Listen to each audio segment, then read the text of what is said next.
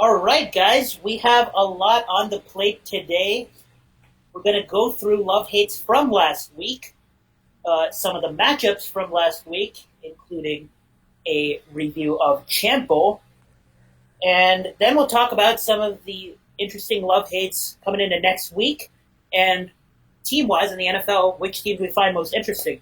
But jumping right into the matchup from last week, Daniel, you want to go through this win, which you almost let slip away? Yeah. So Pronit did not start a QB because Roethlisberger is obviously injured and out for the season. On my end, I think both Kenny Galladay and Kerryon Johnson were they had bye weeks, so I can play them. So I had to play Peyton Barber and AJ Brown, and that was not a good time. But Michael Thomas did salvage the entire matchup, and I ended up with about 10 more points than Pronit. So yeah. Legend has it. A little birdie told me that Pronit might have a quarterback next week. Wow. That could get very exciting. I think he's going to actually try. Meanwhile, O.J. Howard is still O.J. Howard. That's about all I can say. Baker Mayfield, good thing you didn't start him. My God. Baker Mayfield with a storyline. People starting him on Monday Night Football and needing 1 point. You couldn't do it. Or needing 0, or needing to just mention. When are you going to drop him? Good question. If I find a good player to pick up, not named like Case Keenum or Daniel Jones. Meanwhile, on this side of things, Alejandro keeps picking up massive W's. Ahaan, who I had, this was my championship prediction at the beginning of the season, Alejandro versus Ahaan. And Ahaan didn't do that badly, but for the 5th straight week, picks the wrong quarterback. Still wouldn't have cost him the matchup. I mean, Alejandro is just too much. I mean, he had Eagles D, so and Aaron Jones, so yeah, if Aaron Jones is going to put up 49 and your defense puts up 35, there's not much you can do with Alejandro's team. I mean, Carson Wentz underperformed, Julio Jones underperformed, Robert Woods continues to not really live up to all the hype, and there's some news out of the Giants, which we'll talk a little bit about later as well. Nothing much going on here. Alejandro continues to blow people out. Except for me. Arjun Mitchell has 3 straight wins. Yeah, there it is. Oh, God. This is the caption of the most interesting scenario amongst all the teams. Melvin finally gets to play a game, but he was smart not to start him. Well, I mean, I guess LeSean McCoy didn't do anything. But I seriously thought this would burn him for not starting Melvin, but Melvin only scored 8. And apparently, Arjun is shopping a running back, which is interesting. What? For a quarterback. Which is very interesting to me. Kyler. Those 2 bench spots he's not using. Kyler continues. I mean, let's take a look at Kyler here. It's a very interesting scenario. Kyler continues to be pretty good fantasy-wise at quarterback. He doesn't look good, but I mean, it doesn't matter when you're outdoing your projections so often. Right. 25 points this week. But he's played against decent defense. How much is a decent team? I'm kind of surprised he's 1-4. Yeah, Paul has a decent team. Le'Veon Bell already had his bye, so that's part of it. Was a little bit of a. Cook's disappointed. I think that's the main thing. Yeah, Brandon Cooks does have an injury thing, and once the screen share is off, you see I'm wearing a Brandon Cooks jersey to honor his injury. Miles Sanders is, I don't know, I don't know what to make of this guy. They said that Doug Peterson said that Miles Sanders is going to get less of the workload, more Jordan Howard. So Miles Sanders' value is dropping a little. Aaron Rodgers continues to get the job done, but not fantasy-wise. Mm-hmm. Paul's in a little bit of trouble.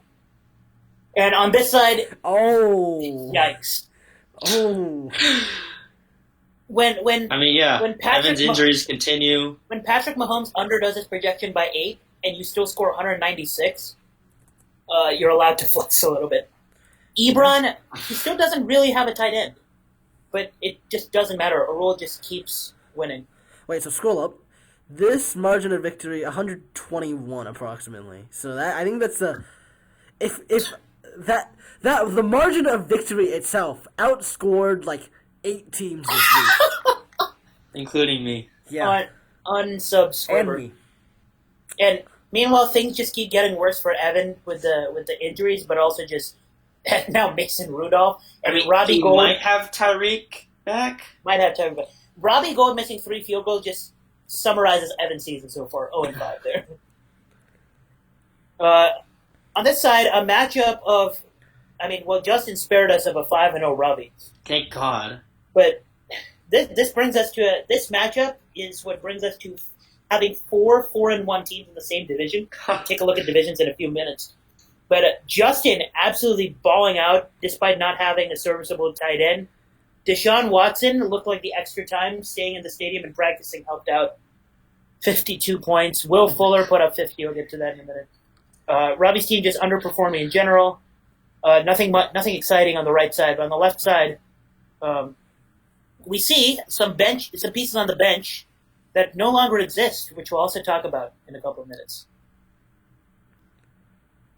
Over on this side, Zach is 2-3, which is a little bit painful because he has a good team making some good decisions.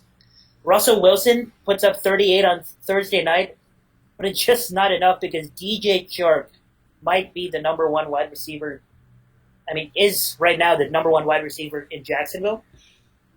And he left Fuller on the bench. So if he didn't leave Fuller on the bench, just imagine.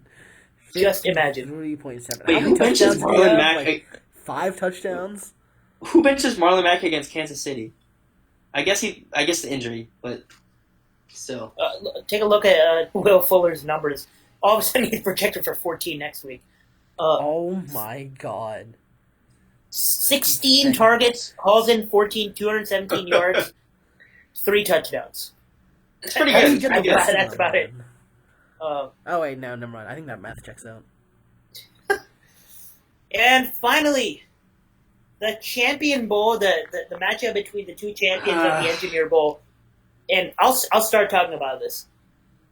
What was once a 68% or something of that win probability for Francisco. This was a roller coaster. Adam Thielen does Adam Thielen things. The Vikings offense decided to pass the ball, which is by itself a miracle. Robbie Anderson, boys, I said it a couple weeks ago. Robbie Anderson's not good. He was one of my love picks this week. Robbie Anderson is, fantasy-wise, trash. You can't pick. Maybe when Darnold comes back, maybe, but you can't pick him as a love pick with Luke Falk at quarterback. Yeah, that was a little suspect.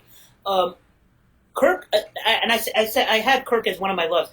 I was considering for a while picking Kirk Cousins to start over Jared Goff.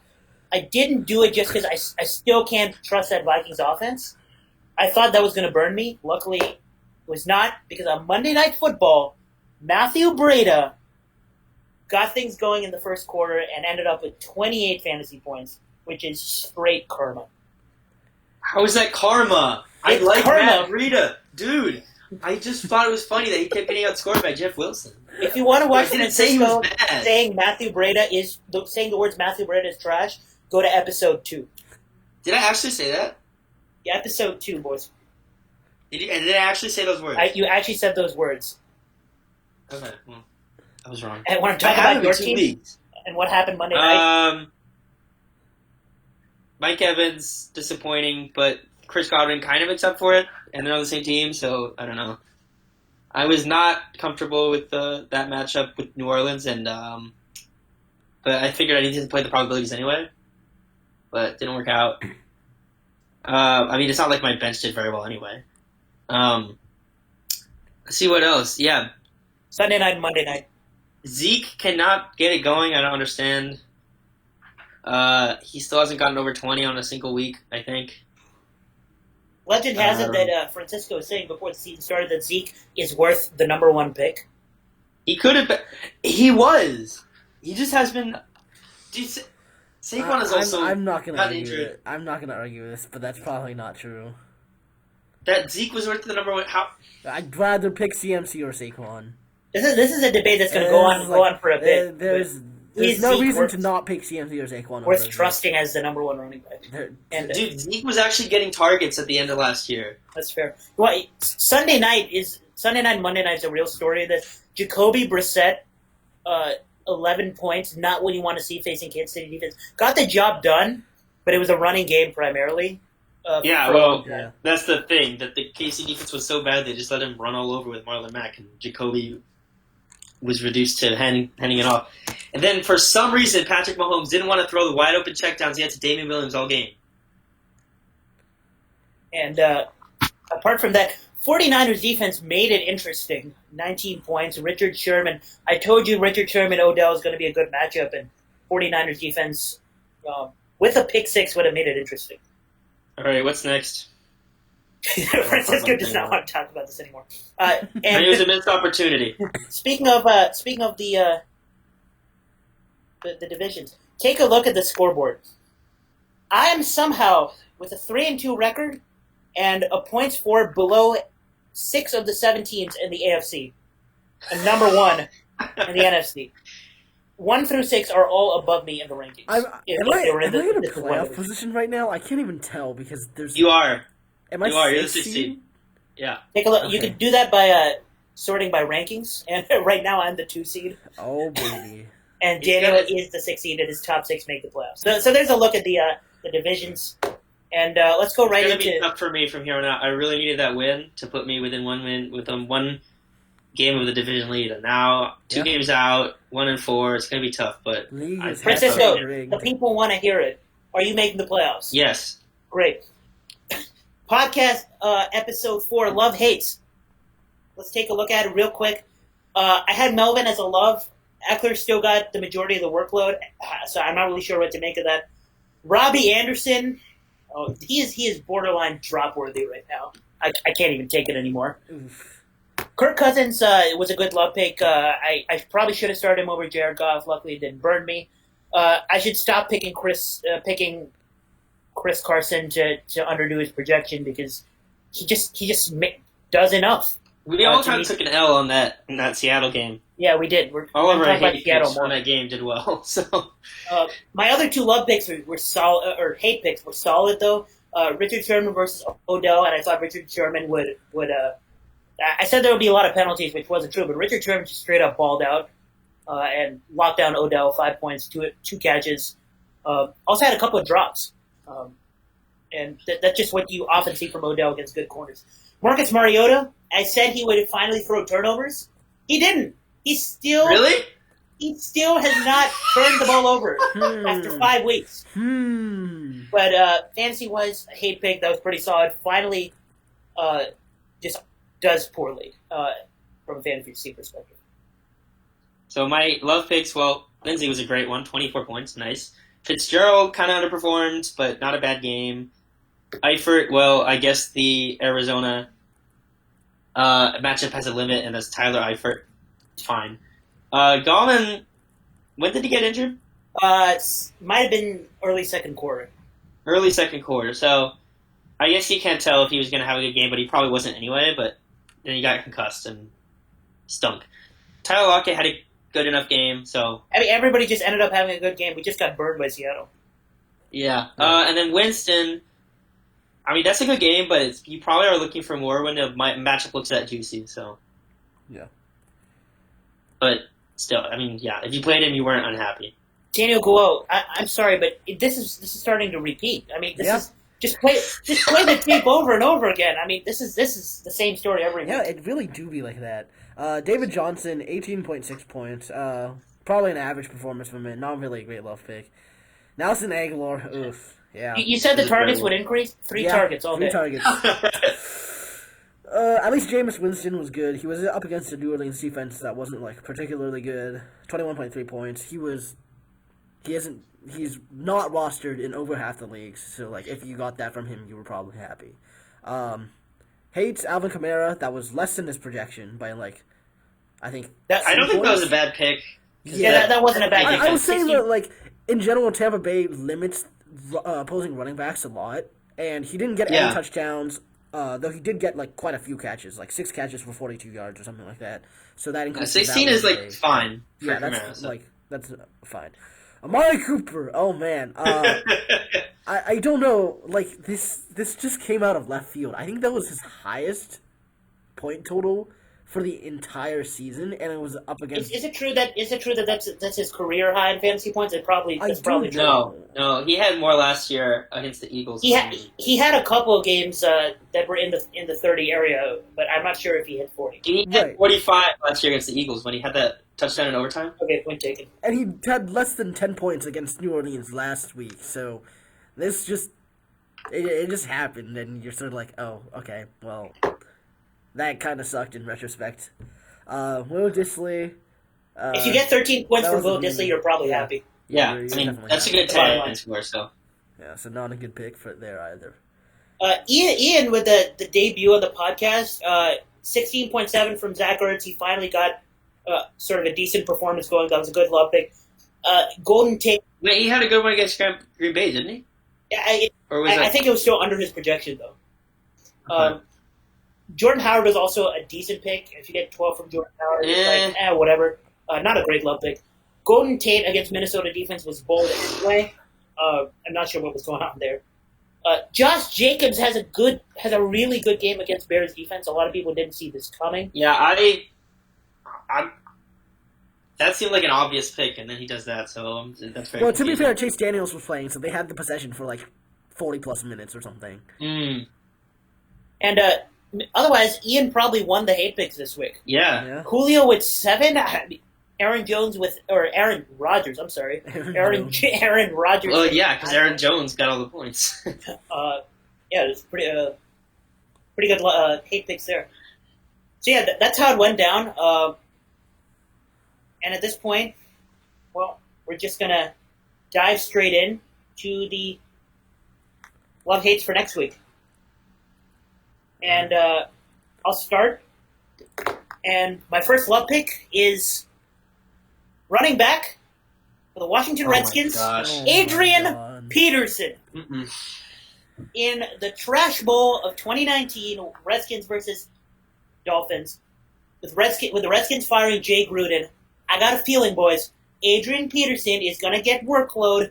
He's going to get a lot of touches, and against that Dolphins defense, touchdown potential. If you have Adrian Peterson, start him, boys. He's scoring at least one touchdown. Miami's bad, but they're not bad enough to let Adrian Peterson go off.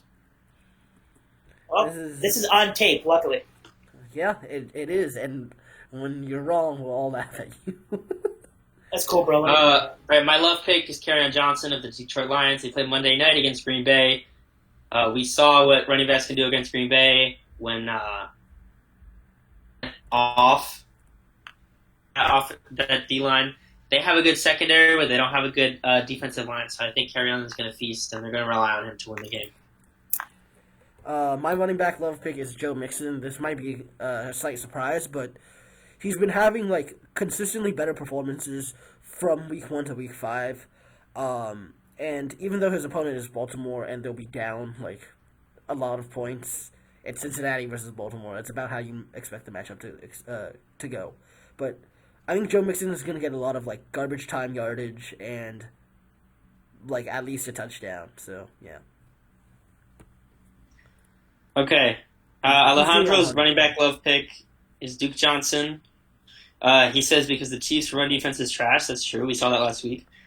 Even if the Chiefs go up early, he's still going to catch passes like Nyheim Hines did last week, for example. And they're not just going to be able to pound it up the gut like Indy did because the Texans' O-line isn't the same. So Hyde won't be as good as Duke Johnson. And that's a hot take. Yeah, I don't know. Like, in this league, I own Duke Johnson, I own Adrian Peterson, and I own Matthew Breida. Does Breida get the bench after 27?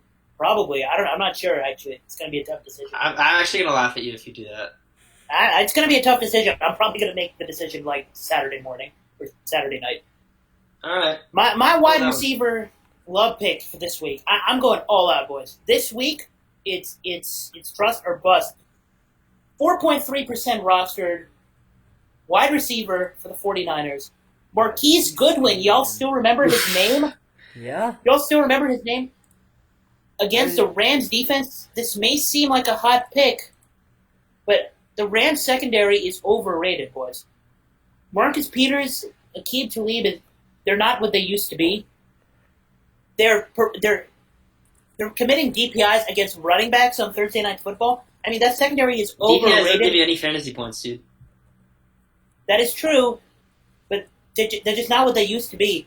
If they can totally let somebody burn them, and if there's a wide receiver on the 49ers that's going to burn them, it's probably Marquise Goodwin because Dante Pettis can't catch anything. George Kittle is the one very good pass catcher on that team, and if George Kittle gets all the attention, Marquise Goodwin can break out for a big What game. about Deebo Samuel? Deebo Samuel is probably one of the least relevant rookies in the NFL this year. And that's I don't know. That's just probably true. That's not true. It's probably He true. had a touchdown. I don't know. I have Touchdown. DK Metcalf, so I He like had to a flex against singular some of the other touchdown in rookies. 4 games. Very nice. I mean, he's more relevant than Robbie Anderson. Nikhil Harry. He's more relevant than Nikhil Harry. Nikhil Harry, the I'm Patriots joking, rookie. I'm joking. First All right, time. my wide receiver love pick, Auden Tate, by the Cincinnati Bengals.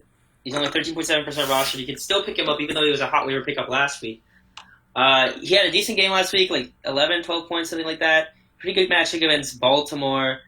They're probably going to be down against Baltimore. They're going to be needing to catch up. And so they're going to be relying on Tyler Boyd and on Auden Tate to try to catch up against a attackable secondary for the Baltimore Ravens. My wide receiver pick is Michael Gallup. One, because he's playing the Jets, so that's an easier matchup.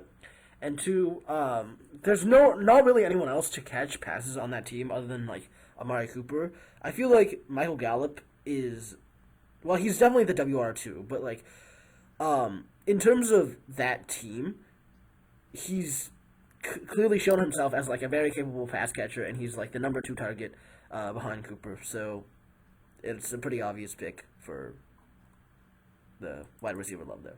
And he just returned to action from knee surgery or something like that, so yeah. And he was pretty good last week, so he'll be probably pretty good this week. All right, Alejandro's love is Stephon Diggs from Minnesota. Wow. Playing against Philadelphia because the Eagles have a great run defense, but their secondary is pretty bad. And he's due for a better week than he's had so far. He says he guesses it could be a Thielen week again, but he thinks it will be a Diggs week. It's not a bad pick at all. Thielen got the ball after complaining. Diggs also complaining, but he wasn't even sure if he was going to play. So maybe this week, if he knows he's going to play, he'll do better. If you watch that game, the Giants' defense on Diggs was surprisingly decent. I mean, they did target him, and he just couldn't get the contested catches. My final love pick of the week, after putting up a goose egg last week, is, I mean, they want to make him happy, right? I mean, it's Greg Olsen. Greg Olsen is not going to go back to back goose eggs, so he's got to get a lot more targets.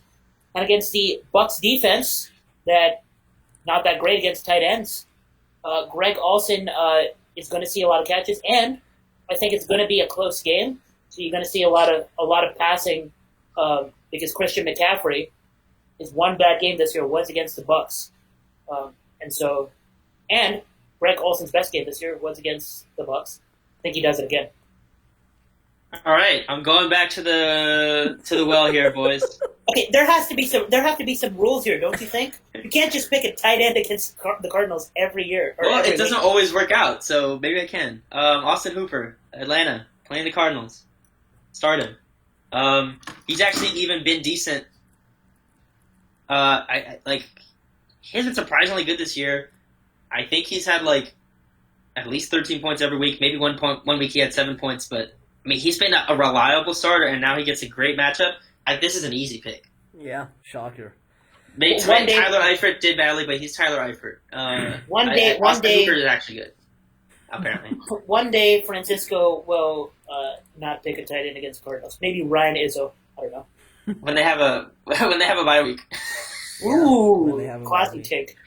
Oh, maybe. Okay. All right. My pick is really out there. It's going to be whoever the Redskins starter is against Miami. One, because it's Miami. Two, I don't know if Case Keenum is coming back. We haven't really heard any updates from that end, but they have some decent offensive weapons. And if Case Keenum isn't playing, then you know what, Colt McCoy, he'll probably drop 20 something, for all we know. So, yeah, that's my love. And the reason I disagree with this take is because I love Adrian Peterson. Why do I love Adrian Peterson? Is because in this trash game, I think it'll be close the entire way. I just think it's going to be like, we might see an overtime game 0-0. And Adrian Peterson scores the game. Even in games where they got blown out, they were giving up way more points to quarterbacks. For the record, we might also see Dwayne Haskins. Nothing has been confirmed yet, so... Oh, that's true. All right. That would be a good week to start getting Dwayne Haskins, I think. Yeah. Alejandro's last glove pick is tight end Chris Herndon. I think he said 12% owned, something like that. That's correct. So he had some nice PPR games with Darnold last year. Between week 6 and 16, he had 13, 14, 8, 10, 6, 12, 5, 2, 8, 20. So only 3 games under 8, which is pretty good for a waiver wire tight end. He's going to be taking Jamison Crowder's short yardage role. He had 16 targets in week 1, which is the only week that Darnold played. Jets will probably be playing from behind, and he has fresh legs coming in after the suspension. Fresh. So it should be a good play this week. If Darnold starts, I guess. Is Darnold starting for sure? No, it's not finalized yet. Okay, well, we'll see if Luke Falk. And one thing's for certain, I'm not starting Rob Peterson. Yeah. Finally, we head into the hate picks, and my first hate pick is the best running back in football right now. It's Christian McCaffrey. Wow. And the reason I'm not saying Christian McCaffrey is going to have a bad game. I'm not saying he's going to put up 7 points again. I'm just saying you can't assume an auto win at that running back 1 position this week, because the Tampa Bay Bucs defense against running backs, specifically against Christian McCaffrey, has been good, and I think they repeat it. And Christian McCaffrey has a track record of every time he blows up for a historic performance, the next week he just sees less workload. It's just what the Panthers do. I don't know why, but they just restrain from him until they're screwed. And I don't know. I just feel like CMC is not necessarily going to win you that RB1 matchup this week. Yeah. I mean, if you're going to start him if you have him on your team, but just don't rely on him as much as you do every week. Tampa Bay still has the 3rd-ranked defense against RBs, by the way. Go figure. All right, my running back hate is going to be Devonta Freeman, another Atlanta Falcon. This time in the hate column, though. That's because they're playing the Cardinals, who actually have a pretty good matchup against. They're actually a pretty good matchup against running backs. So I think he's going to have a tough time, and I think they're going to be relying on the passing because it'll be easier to pass on the Cardinals than to run against them. And they're not going to be running the clock out because it's like a pretty good, a pretty close matchup. So, right. Yeah, and you've had a couple good weeks from Freeman, but I think it ends this week. My hit pick for running back is not Miles Sanders, Jordan Howard for Philadelphia. One is because they're playing Minnesota, who has a pretty good run defense, and 2, I think Carson Wentz just passes the ball a lot more and fails, as we will get into sooner or later. But I think that Jordan Howard won't get that much workload this week, and if he does, then he won't really get anything done on the ground. Okay, and Alejandro's hate pick is going to be James Conner. James Conner of the Pittsburgh Steelers playing against the Los Angeles Chargers. First off, they have their 4th string because they traded away Dobbs. Yeah. Starting at quarterback. And so the Chargers are probably going to put 15 in the box, he says. Conner might get some tap passes from the Wildcat, at least, but he still doesn't have much confidence in Conner. Yeah. My next hate pick is wide receiver Kenny Golladay. I usually don't pick a wide receiver for the Lions ever as a hate pick because it's a passing offense. Mm-hmm. But the Packers secondary is legitimate. I keep telling you this. Have we disagreed with you? Have we? Yeah, I don't. I think this is a fairly obvious statement, but go on. Daniel has provided resistance to this take in the past, so I'm just making it clear. I like the Packers secondary. Okay. Eric King, have you heard of Eric King? Well, you should have by now. He's a second cornerback on that team, and he's good. Not to mention Jair Alexander. And I think the beneficiary out of all of this, if anybody, would be Marvin Jones. I think Kenny Golladay, being the number 1 wide receiver on that team, gets shut down. Okay, my wide receiver hate I just traded him away. His name is Mike Evans. Plays for the Tampa Bay Buccaneers. He has a rough. He just put up a goose egg, which is not great. And against James Bradbury, who owns him, I think Bradbury's going to shut him down again, and Godwin's going to get most of the work. All right, my wide receiver hate pick this week is Marquise Brown. I think that even though they're playing Cincinnati, I feel like he's not going to have a particularly good game. He's seen his targets diminish from like a very large number in the game against Arizona to some smaller number in the last game against Pittsburgh. I don't know the exact numbers off the top of my head, but he's not been as productive recently. He does have a few touchdowns on the year, but I feel like he's just going to be weaker. And plus, Baltimore will probably run the ball more because they're going to be up a lot, and he won't see as much action. Okay, Alejandro's hate pick is every one receiver for the 49ers. Which is in conflict with my love pick. That's true. Well, he says you can't trust any of them consistently. Their run game has been amazing with passes to the running backs and tight ends, so that really limits the work that the wide receivers will get. And the snap counts have been spread around completely randomly. The most was 63%. Before that, his max was 50%. Debo has been going up and down between 35 and 50%. Goodwin has the most consistent snap count, but he's not getting the targets. So I guess if he gets the targets, then there you go. But we'll see. And my final hate pick. All right, here we go. Here we go, boys. Even my co-hosts don't know who this is yet. You aren't ready for it. At quarterback, Jared Goff. And I can hear the crowd celebrates. The crowd celebrates. I have picked Jared Goff as a hate just for this week. He's facing the 49ers, who have been extremely successful against quarterbacks. You saw what they did to Baker. I know Baker hasn't been good, but they took bad Baker and they made him look or more than non-existent. They made him look like negative points. literally more than non-existent. Baker, if he hadn't shown up, would have had a better time than what happened yesterday. And all I'm saying, Jared Goff has been serviceable, borderline serviceable this week. You don't see that this week with possibly Brandon Cooks not playing. I'm wearing a Brandon Cooks jersey in honor of him. Possibly Brandon Cooks not playing. All the attention going on Robert Woods and Cooper Kupp. I think Sherman takes Cooper Kupp. He's the new wide receiver 1 in Los Angeles. Jared Goff is not going to necessarily see the success that all the other quarterbacks have not seen. And yes, I am picking Jared Goff as my hate pick. Wow. And probably starting Kirk Cousins over him. Well, in that same vein, Gerald Everett for the Rams playing against San Francisco. They have a really good secondary. I think he's probably the best tight end they faced this season, but I just think the last couple weeks have been really lucky in terms of getting targets.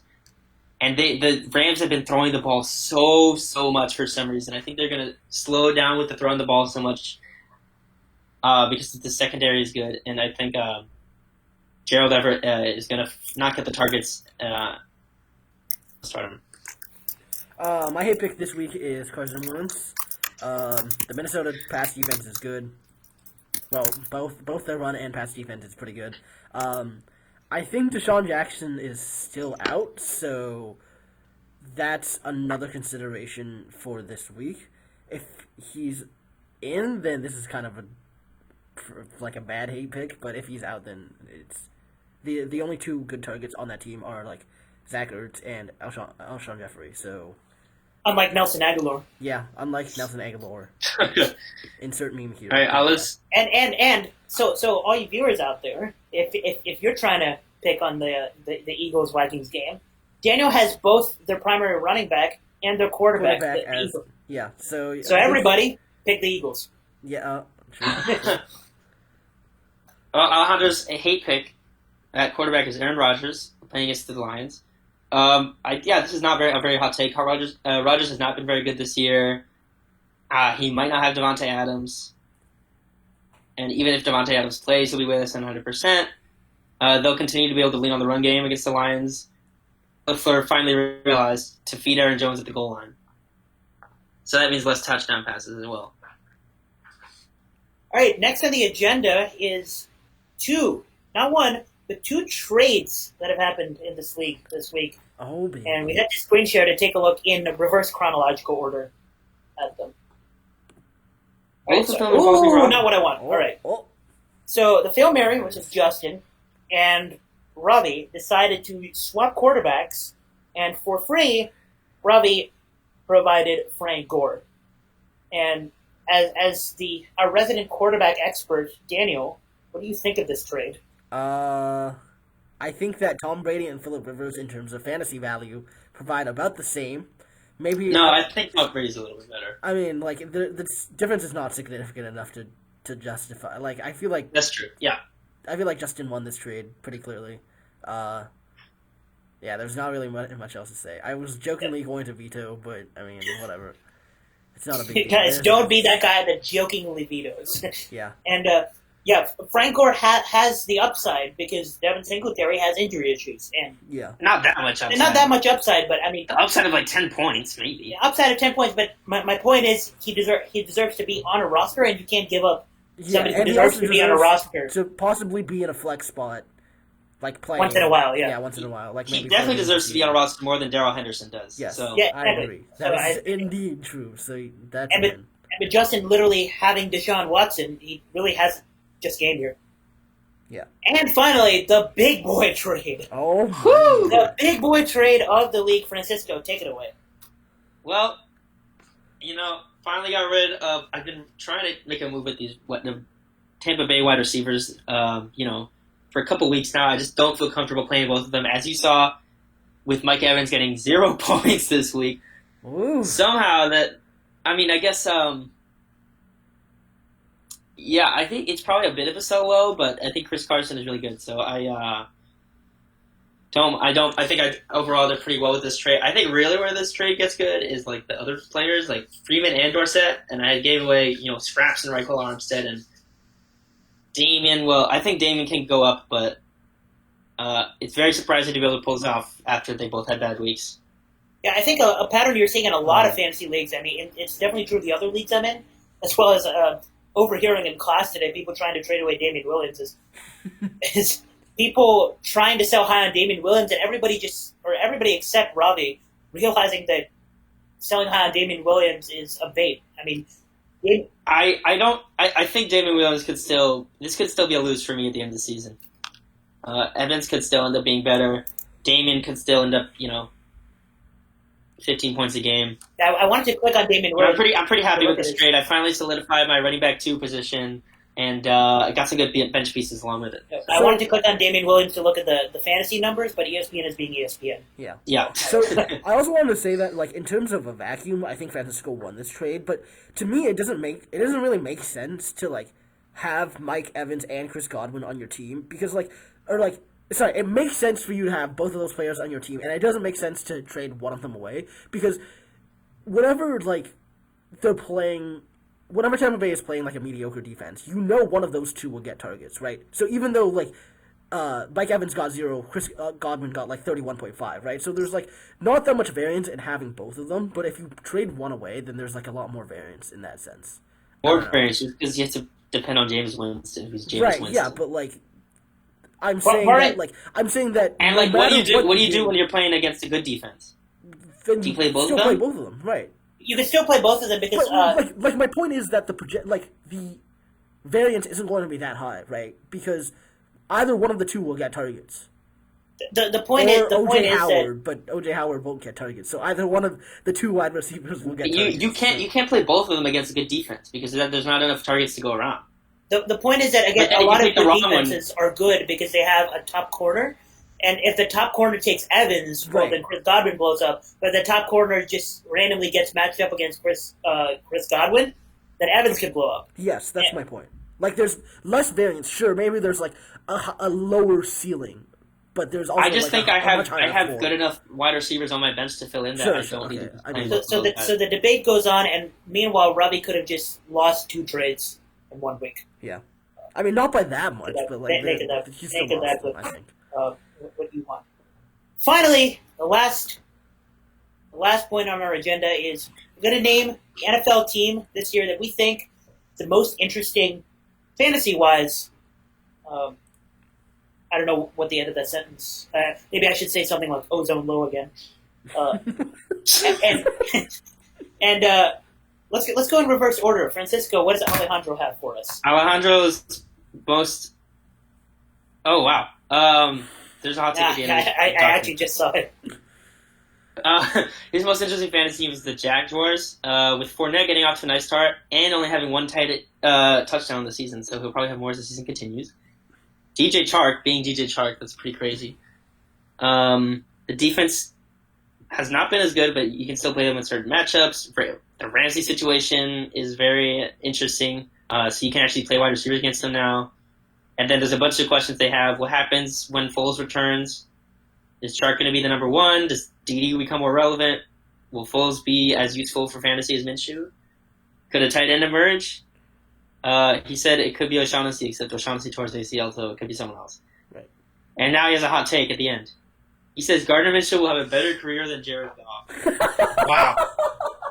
As somebody who doesn't want this podcast to go on for 2 hours, we'll move on. Yes, please. Daniel. So my most interesting team from a fantasy perspective is the Denver Broncos. Mostly in their running back and wide receiver positions, because right now what's happening with both of those positions is that they're approximately splitting time and getting the same amount of targets. So specifically, Philip Lindsay is getting like the same number of carries and touches as Royce Freeman is, but Royce Freeman is producing a lot less, and it'll be interesting to see, does Lindsay get more touches? Does he stay at the same and Royce Freeman improves? So there's like that type of question. And the same thing with Cortland Sutton and Emmanuel Sanders. Emmanuel Sanders has had some really good games, like against the Bears, and some really bad games, like last week where he put up like 3. And again, it's sort of predicated on like who gets more targets in that offense. And not like Joe Flacco is a good quarterback at all. Say the word. Elite. But it remains to be seen, like, which of these players gets more of the focus in the offense, if at all, or if they just all split time. And for a lot of fantasy owners, Emmanuel Sanders is just an interesting start every week. I mean, some people are forced to do it, but some people just have trouble deciding which weeks he's going to be relevant. I mean, 27 on Bears defense. And there's also the question of, like, will Noah Fant be more of a part of the offense as the TE1? But right now it doesn't look like that's happening, but that could change in the future. The interesting I'm going to talk about is this... Oh, I almost said San Diego. Los Angeles Chargers. They're very depleted right now, but they just got Melvin Gordon back, and Austin Eckler was lighting it up, so that's one interesting move to watch. You know, how are they going to split the work up now that Eckler went off? Melvin Gordon's coming back from, missing some time. Is it going to be the same split we saw last year? Is it going to be about 50-50 instead? That'll be interesting. Keenan Allen started off red hot. I think he's cooled down a little bit. They've been throwing the ball a little less. Mike Williams, he had that injury. Now he came back. I think he's been getting more targets, but it'll be interesting to see if now he's back from his injury, he can pay off on that draft price, on that hype that he had before the season started. And then we got Hunter Henry. Still injured, but when he comes back, will he be the breakout that we thought he could be? And you got Phillip Rivers, has actually had some blow-up weeks this season, surprisingly, but has also had some stinkers. So is he going to become a reliable fantasy option? Is he going to keep being able to have these blow-ups? We'll see. Finally, I'm going to take us home with a team that for a few years has been one of the most intriguing teams in the NFL in terms of fantasy, and it's the Seattle Seahawks. They have Russell Wilson, who puts up 38 points on Rams defense on Thursday Night Football. Look at their pass catching corps. I mean, Chris Carson is, I wouldn't say necessarily a pass catching back, but he's a horse. Their pass catching corps. Will Dissly is relevant. DK Metcalf is a superstar, or he's playing like one. He's leading the NFL. He's playing like a pretty good deep threat. That's what he's playing like. He's doing Tyreek Hill thing, just beating everybody and making big plays. Leading the NFL in yards per catch as a rookie. That's pretty good. Tyler Lockett is still the wide receiver one and putting up numbers. I mean, Russell Wilson finds ways to make everybody relevant. Who do you even start? I mean, flexing DK Metcalf is a thing that people consider every week. And with how many wide receivers I have, I'm probably going to flex DK Metcalf this week. Haven't decided, but might flex DK Metcalf this week. Tyler Lockett is still a WR1. We all got burned by having Seattle hate picks last week. And Russell Wilson continues to be really good, so figuring out who to start can be a challenge. And I don't know if all of these fancy players are for real. I definitely don't trust Will Disley yet completely, but DK Metcalf, here we go. Seattle continues to be, in my mind, the most interesting and possibly dangerous combination of fantasy players in the NFL. Fun fact related to that DK stat. Do you know who leads the NFL in air yards? Let's hear it. Mike Evans. Oh, baby. And yeah, he has the same number of goose eggs as Nelson Aguilar. Fun fact, Robbie Anderson doesn't have a goose egg this year. Hey. Fun He fact, scores I 2 think points every week. O.J. Howard also does not have a goose egg. But actually, that's false. He has a goose egg. Wait, did he? Yeah, he has a goose egg. Wait, does he? I felt like there was... Oh, no, didn't he goose on Thursday night? Yeah, Not this you're week. Right, you're right, But, yeah, sorry. a few weeks ago. That is no longer true. Goose on Thursday night. Fun fact, Well, Baker Mayfield had worse than a goose egg this year, so... There you go. Well, we're gonna close out at this point. That was a lot of content. Tell us what you want to hear next week. Let's go. All right.